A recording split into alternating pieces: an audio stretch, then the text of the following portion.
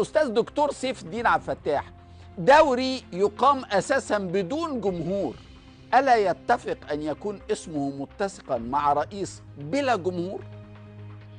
أنا أظن أن هذه ملاحظة مهمة، وهي تأكيد على عملية كما ذكرت النفاق الجماعي وحالة الاستخفاف السياسي التي نمر بها في صناعة الاستخفاف. صناعة الاستخفاف هذه تقوم على قاعدة فاستخف قومه فأطاعوه.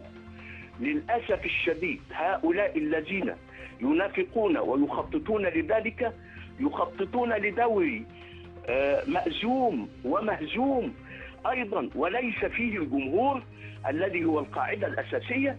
وفي حقيقة الأمر أنا أقترح في هذا الدوري أن يكون هناك نادي الكذاب ونادي الغدار ونادي الجبان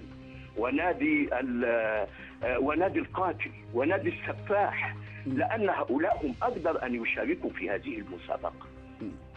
تعتقد أستاذ دكتور سيف أن اتحاد الكرة يجرؤ على اتخاذ هذا القرار في ظل الفوضى اللي احنا شايفينها، خصوصا أنه قرار غير مسبوق؟